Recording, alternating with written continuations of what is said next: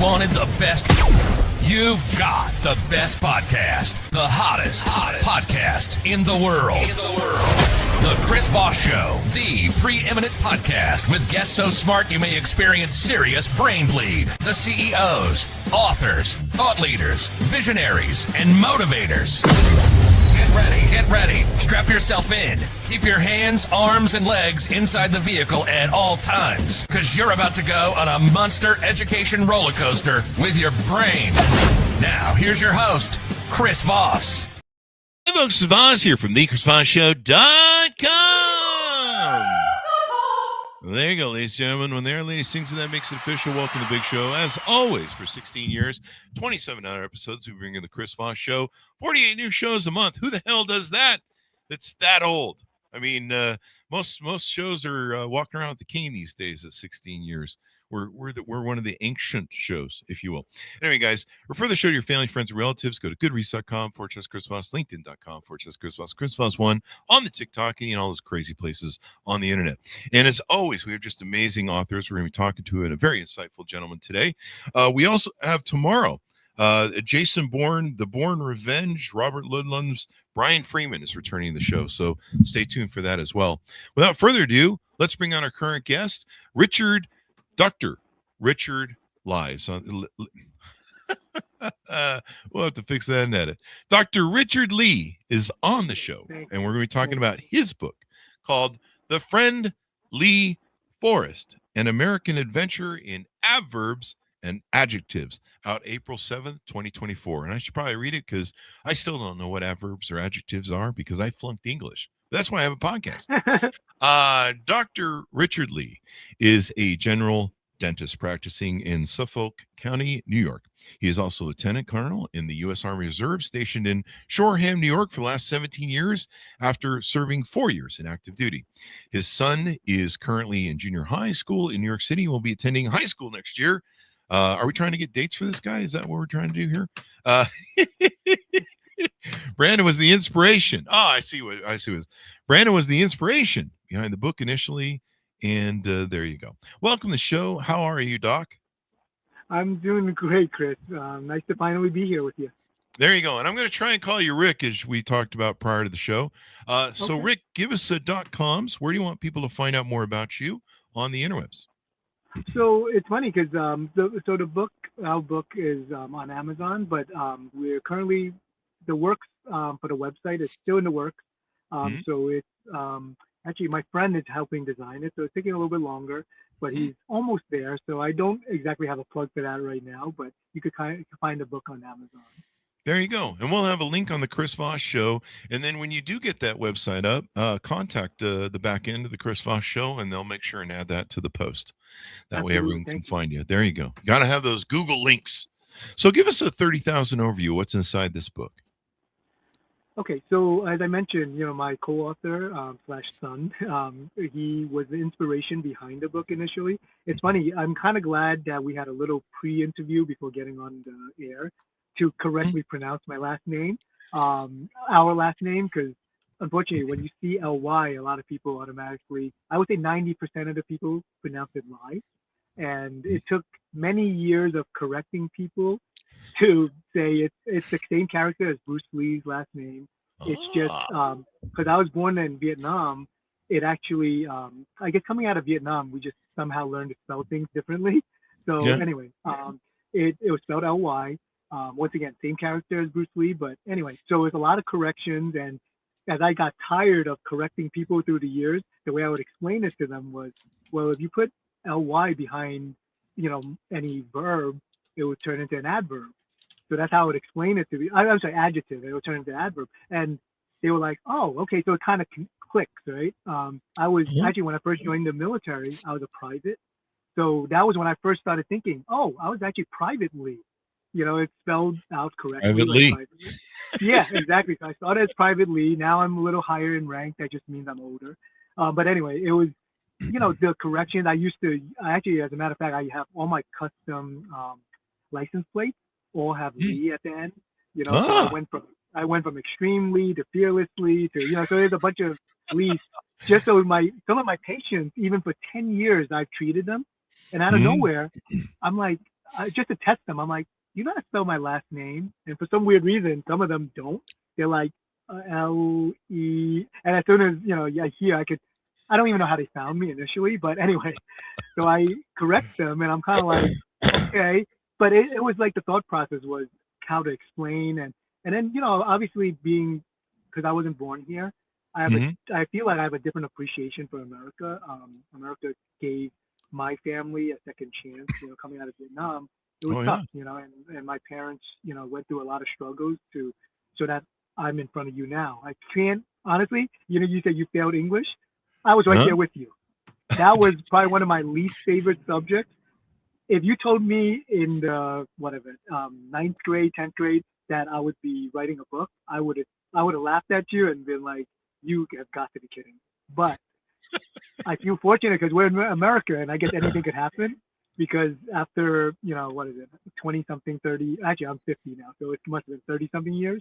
Uh-huh. Here I am, with my son as the inspiration, with our last name as a big part of the inspiration, and we're just trying to kind of like explain the values. A lot of the words, adverbs in our book and adjectives are just meaningful words that affected our lives and how we choose to live our life in America. Hmm. And a lot of the characters in the book are the amazing people that we met along the way. So anyway, Hmm. so that's the synopsis, I guess. Sorry, it was a little There you long. go. There you go. So I mean, you've taken, I've had to deal with my last name is Voss. And so every Uh time huh. you have to give your name to somebody, you have to say, Chris, my birth name is Christian. Uh huh. And there's really only one way to spell Christian that I know of. I mean, I Right. suppose you could Right. shorthand it or something, but Christian's Right. Christian. Like, Yeah. Yeah. Jesus Exactly. kind of cemented that whole thing with that Bible deal. Sure. Sure. And Yep. but there's still people that they don't know how to spell Christian. They're like, is that with the K? Have you ever met Oh, a right. Christian who's got is there a K Christian church somewhere I don't know about? And then, and then their favorite thing to do is I usually tell them Chris Voss.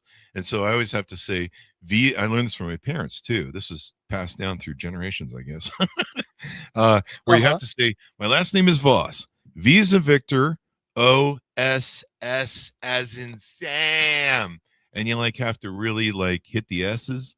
Right, right. And what they'll do is, since my first name is Chris, there's one S at the end and there's two S's on the Voss.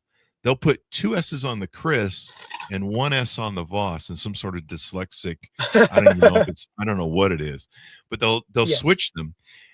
I don't know about you, but I've never heard of a Chris with two S's. Like maybe with a No, K, like I've Chris. not. I've I not. never heard. Yeah.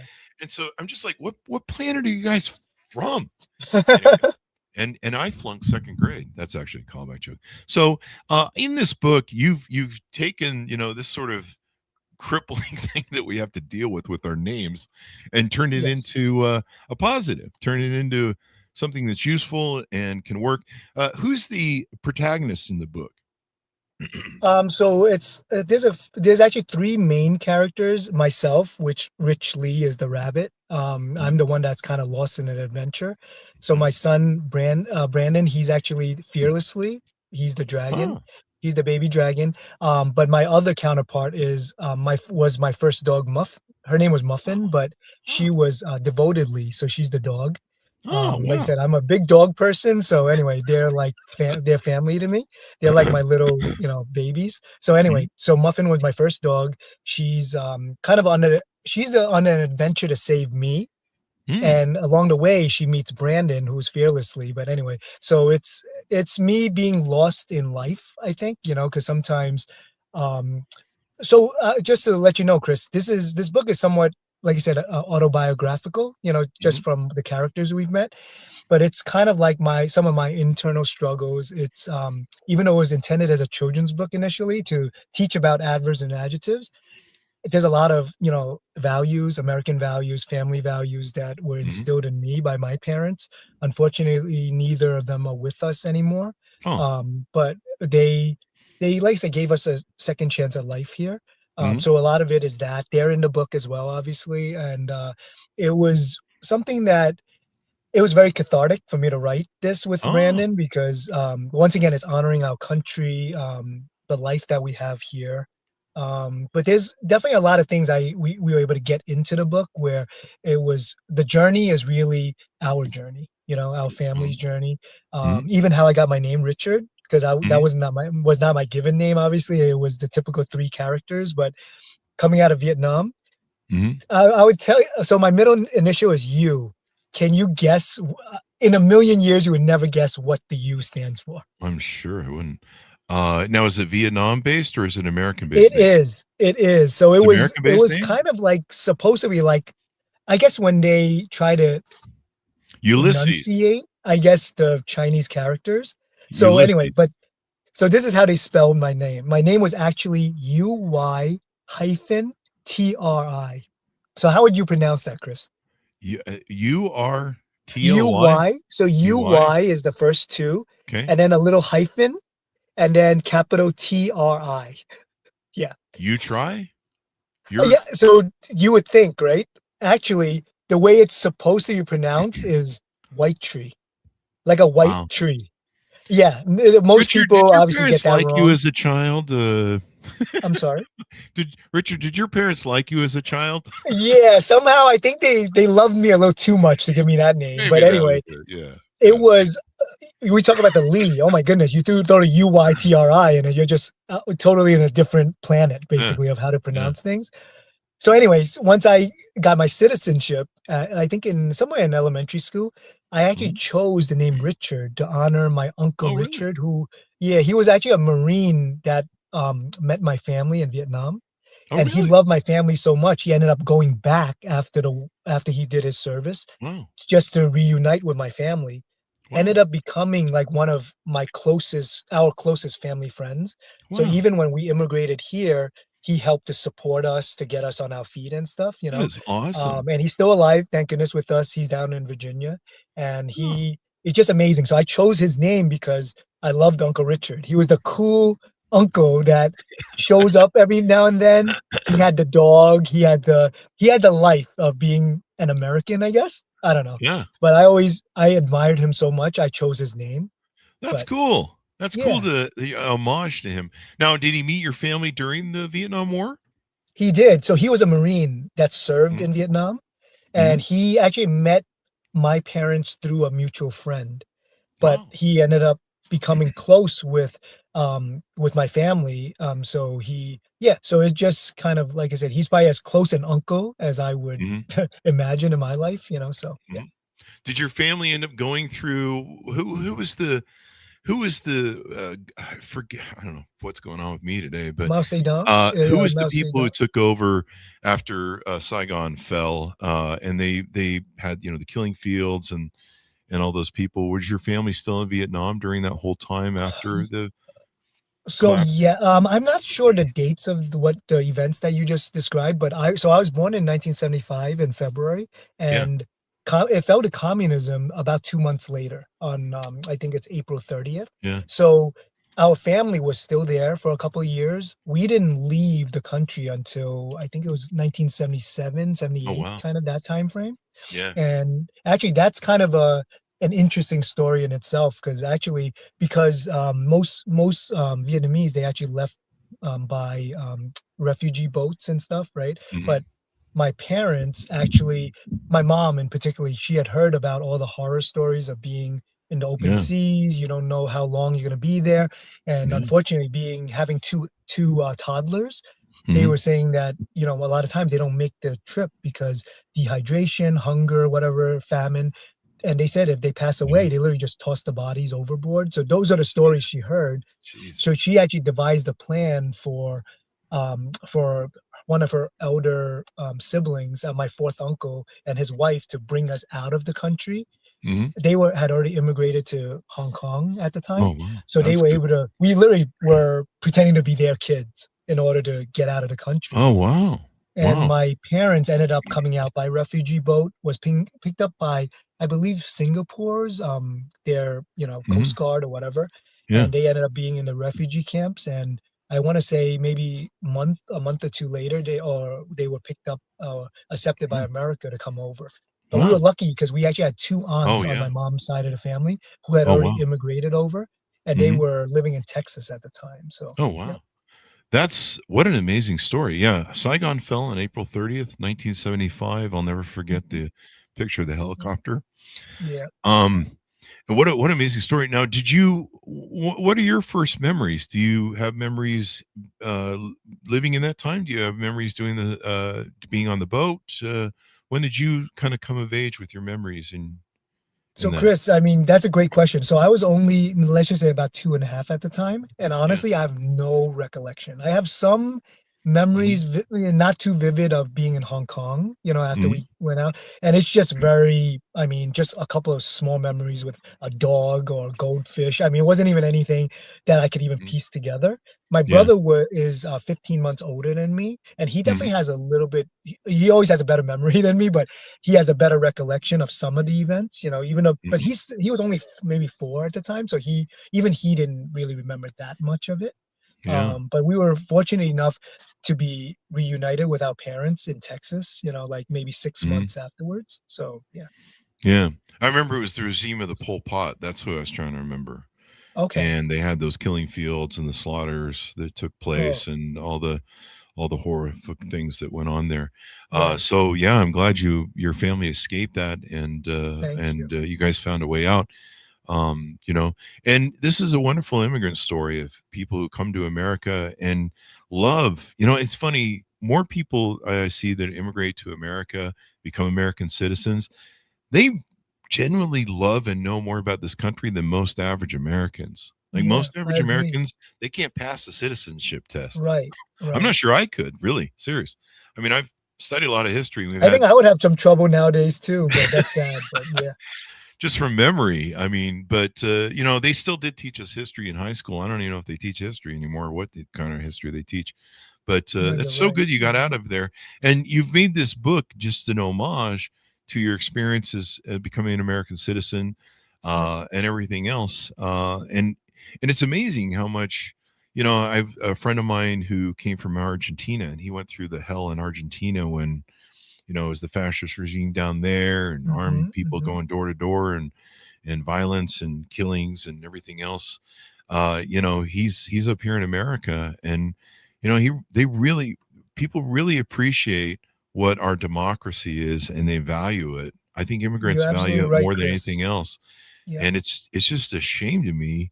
And it's kind of one of those things where you're spoiled. I've felt spoiled as an American, where I'm just like, this is just normal, but it's not normal. It's very, people will bet their lives to come here. That's how much they believe in Yes, American dream, absolutely, and also absolutely. how much they're trying to get away from the hell that is around the earth. Mhm. So Yeah, sure where we are in 2025, but or 2026, I guess I have to start yeah. saying now. Anyway, so is there are you going to make this a series, or are there going to be some follow-up books maybe to it? So, as I mentioned before to you, Chris, hopefully, yes. It's already kind of in the works. Getting Mhm. enough time to dedicate and write is, Yeah. it takes time, obviously, because anything I do, it has to be obviously meaningful and, detailed. And because we also did the illustrations ourselves, there's a lot involved in creating the characters and stuff. But inspiration is a good thing because there are two things that are inspiring the next potential books. One is dentistry, and the Mhm. other is the military. I had mentioned to you before that those are the two careers that I've been fortunate enough to have that has shaped my life, and I'm the person you are in front of you right now because a lot of it is because of them. Obviously, my parents, the influence of knowing how to treat people right and all that stuff, the values, but no, the career has really allowed me to flourish, I guess, as a person.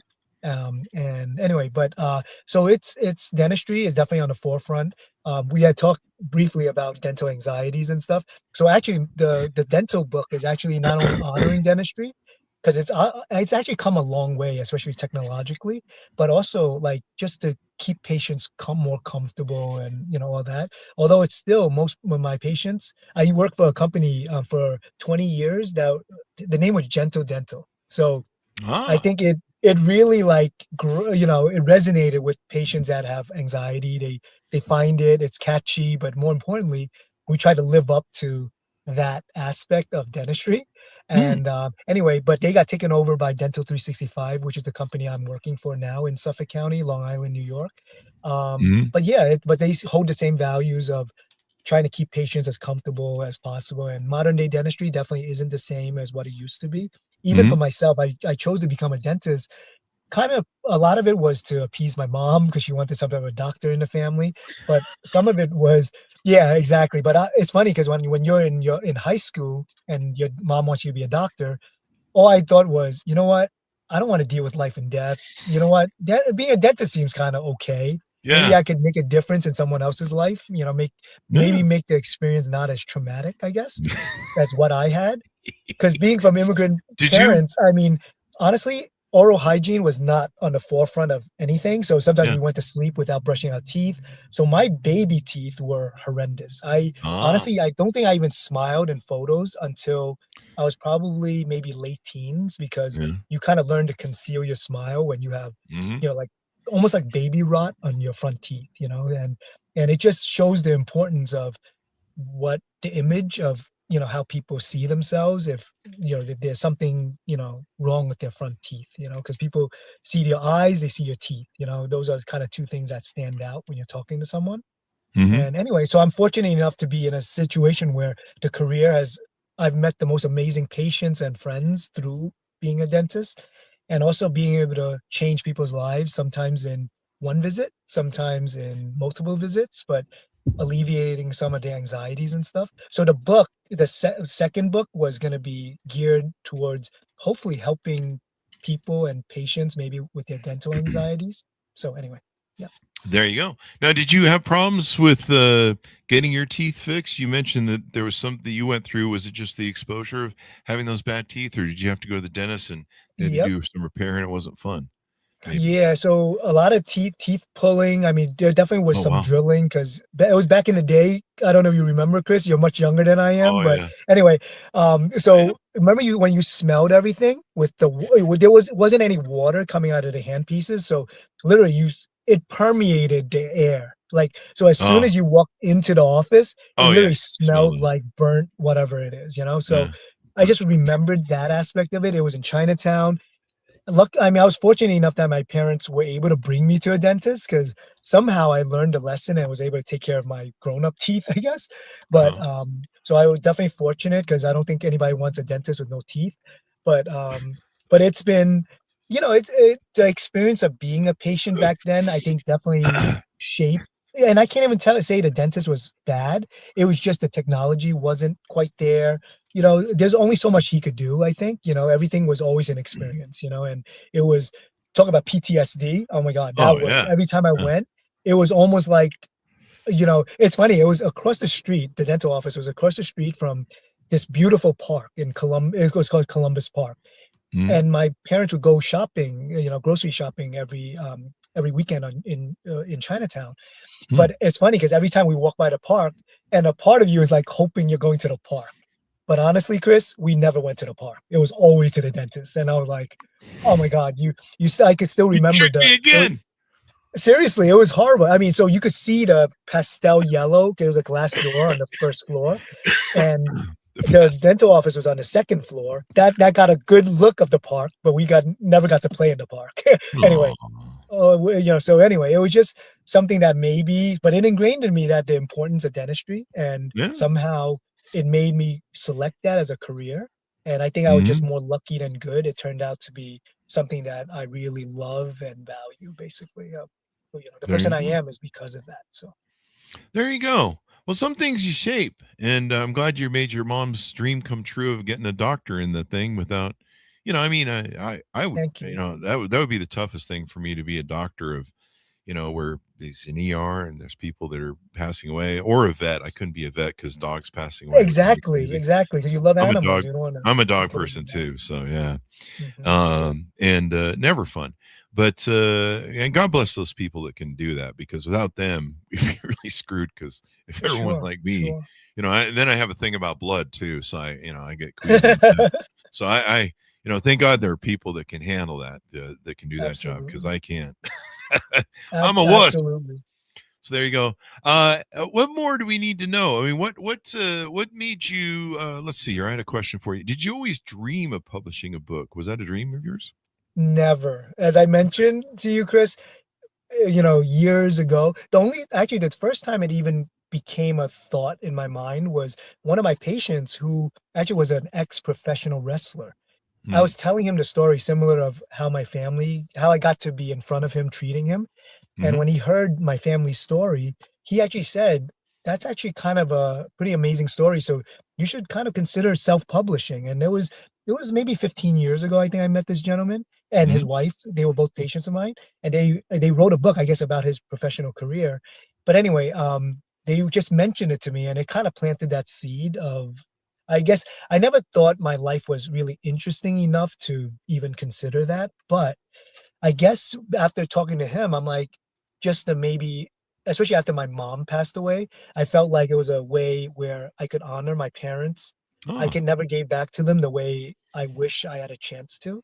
I was just Mm-hmm. too young and stupid, I guess, and obviously, like you said, pay homage to our country. And then Mm-hmm. my son was like I guess the match that lit the thing where, and it's funny, actually, I'll tell you one quick little story. So our book, honestly, it's probably it was supposed to be a children's book, but it's more like one of those what is it?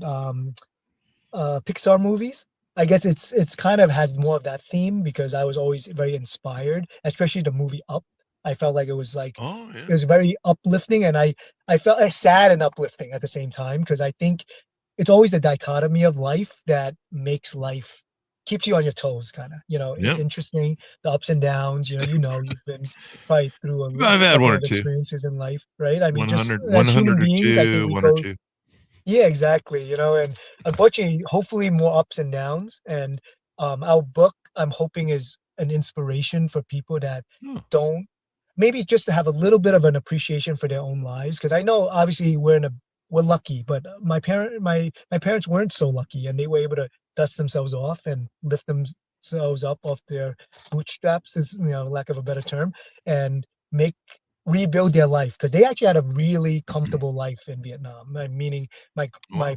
maternal grandmother had immigrated from China to Vietnam to build a life for his family, became successful, and unfortunately, that was the wrong recipe back then, so everything was Wow. taken away, so he was Yeah. imprisoned along with some of my aunts and uncles, and my dad went for my mom because, she was taking care of me and my brother at home.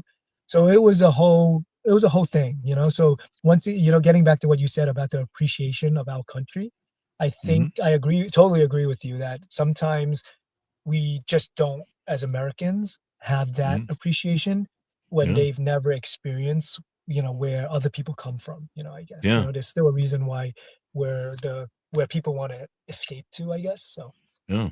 And we as a country, we have the best conversion rate for immigrants to kind of the American way. I mean, sure, they sure, still bring their traditions and their great food. I love the food. Like sure. one of Yes, my the favorite food is one of my favorite things yes. in California is, there's all these like little barrios of like here's the Vietnam Yes. folks Mhm. and the Vietnamese folks, and here's this over here, India's over here. You can like go Uh-huh, to little uh-huh. places in California and you can just get the some of the best foods. And I met Yes. some of the most wonderful immigrants in California that they still don't speak a lick of English. They'll come out and they'll be super sweet and nice to you. Thank you for Mhm. coming into their shop.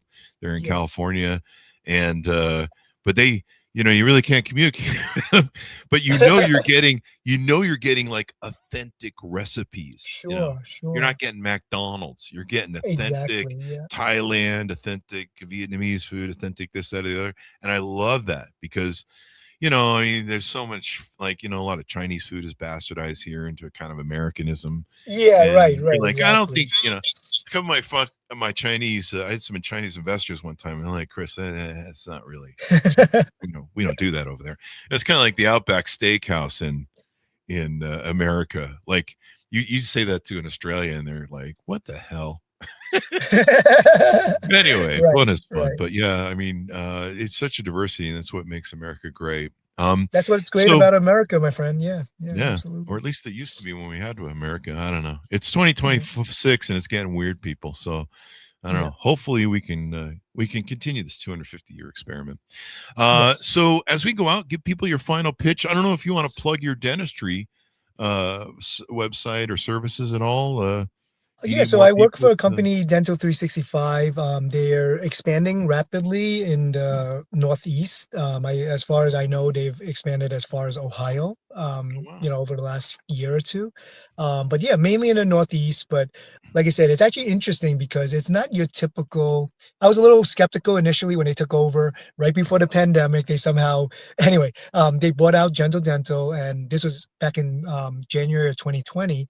And I was a little skeptical because I went from a small group practice and I wasn't one of the owners. I was just a general dentist working there, but I loved my bosses. They were, they're friends and mentors of mine. So they gave me an opportunity after my active duty service. So I really appreciated them guiding me in my career. But then when this bigger company took over, it's kind of like you're a little worried because you don't want obviously the quality of care, but also you don't want it to feel like a corporation because Yeah. obviously with healthcare it could go in that direction very quickly, and a lot of times the patients don't get that same feeling, the warm fuzzies, I guess, of they already hate dentistry, and now you throw on top of it, it's just like let's say that clinicky feel.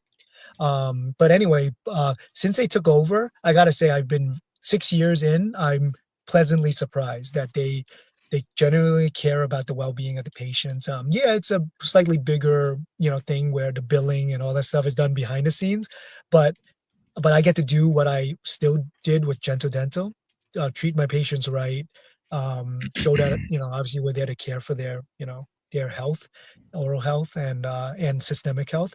And yeah, so I've been very happy. And yeah, Dr. Asnes is the one that, the main creator of Dental 365, and he's Mhm. been very great to me. And yeah, anyway, yeah, so Yeah. I'm thankful.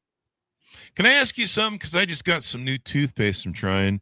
Is there a toothpaste that you think is really good or the best out there on the marketplace? Well, it's funny because I use Colgate myself, Oh, do you? even the Okay. whitening. I don't necessarily, I mean, so it's nothing super spectacular. I feel like Uh, I still would go with the fluoridated toothpaste, even though people have some reservations nowadays. It seems like there's always something that people get concerned about through the years. yeah. So for me, I mean, somehow it's kept my smile okay. So I'm gonna stick with what seems to work for There me. we go. Although sometimes I use Sensodyne toothpaste, which some Ah. patients might have a little bit of sensitivity, extra sensitivity. If you have, it kind of depends on the situation. Like root sensitivity, it works very well for that. But yeah, I mean, I've used Crest before. I don't find anything wrong Oh, with that. It's just oh, almost like a personal preference. But yeah. Colgate and Crest, I feel like they've done well for me through the years. So I There you still have go. my teeth. There you So go. So you're one of the 4 out of the 5 dentists to recommend. yes, They do that I good? am one of the four. You're one of the I'm 4. not the Um, outlier. what is it? I always like to meet, I've heard that all my life since I was a child. So and so toothpaste, 4 out of 5 dentists recommend. They used to do the same thing with Camel Lights too, by the way. 4 to 5 doctors recommend Camel Lights. I grew up in the 70s, just like you. And I was born in '68, so yeah, smoking was like, geez, that was like a thing back Right, then. right. Crazy. It's a wonder I don't know what I don't I have a joke for it. Anyway, but yeah, it's kind of interesting. So what's funny is I usually use Colgate Complete. I don't know. Are we getting paid for this plug? Somebody call Colgate and Sensodyne, and I just bought Sensodyne because I just Hmm. wanted to see how it was. So it's Yeah. funny. You just. All right. Well, good. My teeth will be fine. I just got doctor recommended. Yeah, I think you should be good. It might help with some sensitivity if you have it. Yep. Yeah, I mean, I'm okay with sensitivity. I'm just trying to, make up for all the Mountain Dew drinking I did, and the mess smoking and crack. No, I'm just kidding. Don't do that, kids. I never did crack, but drink enough Mountain Dew to basically turn it into crack, I think. Anyway, thank you very much for coming on the show, Doc. We really appreciate it, and thank you Thank for you, Chris. paying homage to, your story, your journey, and that's what so great about all the stories we have on the Chris Voss Show. Thank you. Chris, thank you for Thank you. listening. I mean, I appreciate. Hopefully, the friendly forest could help some people. I think Mm, it's actually just a quick little touch. I'm sorry, I think you had mentioned that. So, just the reason I feel like it could be a little inspirational for people is so not to give everything away, but so I'm lost in the forest. So it's because going through my life, as lucky as I feel like I've been, I feel like sometimes you always feel like the grass is always greener on the other side. And like you said, it's my going through my own journey. Sometimes you realize that maybe appreciate some of the things you have already in your life versus always chasing the next thing. Because sometimes, unfortunately, in America, what people don't realize is, you know, just looking at your neighbor, coveting your neighbor's stuff. I mean, it's just stuff, right? I mean, value the people in your life. And, I think I saw a commercial that was very meaningful. They said, obviously, like I said, my character is named Richly, and that's actually my name. But anyway, Mhm. so I'm the rabbit. But they said being rich in life is knowing what true value is, I guess, what you Yeah. value. Mhm. So, you could be unfortunately, monetarily, the poorest person, but still feel enriched, right? If Yeah. you're blessed with the people around you, ultimately, that's what we're not going to take it with us. So hopefully Yeah. just, it's never as bad, hopefully, as it seems. And I know there are people going through some really horrible things, Mhm. but hopefully there'll be a brighter day. And that's what an appreciation for what you have, I think, is Yeah. kind of the gist of the story. And I hope it could help. Brandon and I hope it could help get people through some tough times. So yeah, Thank you. Thank you. And thank you for sharing that and trying to lift the world. That's what we try and do with the Chris Voss show. We try and lift the thank world, you, Chris. I could make tell it a that. better That's place. awesome. Yeah, it's really important to us because there's enough crap in the world that wants to take you down dark rabbit Sure. holes of dementia, fantasy, or in reality, or whatever sort of Hmm. toxic things out there. But Yep. thank you for doing that, sharing that journey. We all have a, as we always say on the Chris Voss show, we're all stewardships of this democracy, each of us, Hmm. and caretakers of it. It's our job to take care of it, and we're also Absolutely. caretakers of this world to try and lift each other up and humans being. All that sort of good stuff. Give us your .coms one last time as we go out too. I should ask for that. Oh, so once again, I don't have it yet, but I'll definitely Oh, that's get right. it to you when it's done. Actually, Chris, before you leave, can I just do give, like I said, I kind of mentioned the U.S. Army, but Mhm. part of the reason I'm in front of you now and having this great career is because I went through an U.S. Army scholarship program. It's called the Health Profession Scholarship Program. Mm, So being in the military does not always mean you're out there hurting people. I think my heart is always to help people. mhm, So there's so many opportunities of support for our troops, on support roles. I mean, I'm just mhm, a general dentist. I'm a dental officer, as I mentioned, in mhm, the military, and it's given me an amazing career. 4 years of active service, and once again, it allowed me to be a dentist. And once again, I'm in front of you now because of it. So mhm, I actually go to a local junior high school once a year to talk for a career day, and mhm, I promote both. And I know the military is not for everyone because obviously it's sacrifice, being mhm, away from family and all that, and I've been through that, but mhm. I've been very fortunate, partially because of the U.S. Army, whether it's active duty or in the reserves. I felt like I was very well taken care of, and yeah. Anyway, it's a very proud aspect of my life, and I hope I know a lot of other people as well, and I've been very fortunate because of it. So I wanted to say that as the last thing. Thank you for sharing. I mean, these are the beautiful part of the stories. We call stories on the Chris Voss show the owner's manual to life. And that's how we share stories. I mean, movies, TV, books, just talking, telling stories. I mean, this is a thing that how we learn, how we grow, how we educate each other. There's a Hmm. lot of people that go through tremendous hard times, and Hmm. when I hear people that went through, like the journey you went through to come to America and stuff, and I'm sure your parents really felt the stress in that experience of getting out of the horrors of Pol Pot's uh I forget what they call it down there, but it's just the craziness that went on. If you've ever watched the Hmm. movie The Killing Fields, Hmm. and getting away from that, surviving, it's life is a big survival game, really, when it comes down to it. That's really, it's really it. It's like Absolutely, a Chris. survival island. You don't want to get voted Yes. off by the Grim Yes. Reaper, and so have an appreciation for what you've talked about and being humble and have gratitude and paying it back is such a wonderful characteristic trait for people to have. So anyway, thank you for sharing your story. Thank you Folks, again, Chris, for having me. thank you.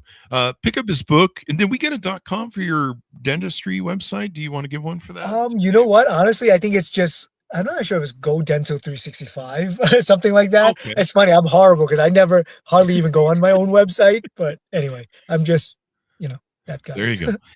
Let's see. I have to on our website because it's the people trying to hack the crap out of it. We get assaulted like from all the Oh, bad no. nations. Yeah, they spend Oh. all day long trying to take down the Chris Voss show.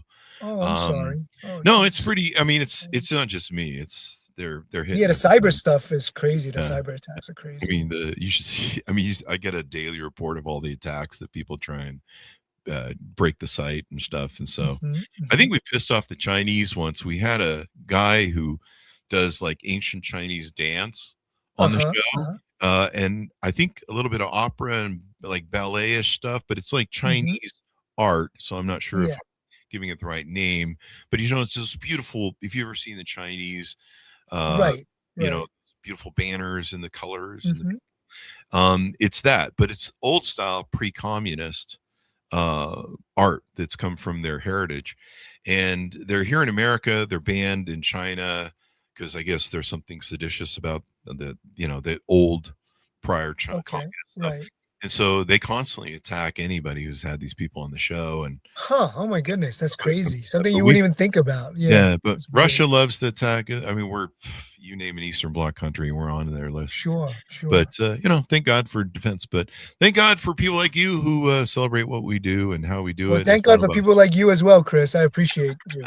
We got to stick together. There's enough evil in the world. We got to be the good people. Anyway, Yes, thank you absolutely. very much, Rick. And thanks so much for tuning in. Go to goodreads.com/Chris Voss, LinkedIn.com/Chris Voss. Book of his book, wherever fine books are sold. The Friend, Lee Forrest. An Thank you, Chris. American Adventure in Adverbs and Adjectives, out April 7th, 2024. Be good to each other. Stay safe. We'll see you next time. You've been listening to the most amazing, intelligent podcast ever made to improve your brain and your life. Warning, consuming too much of the Chris Voss Show podcast can lead to people thinking you're smarter, younger, and irresistible sexy. Consume in regularly moderated amounts. Consult a doctor for any resulting brain bleed.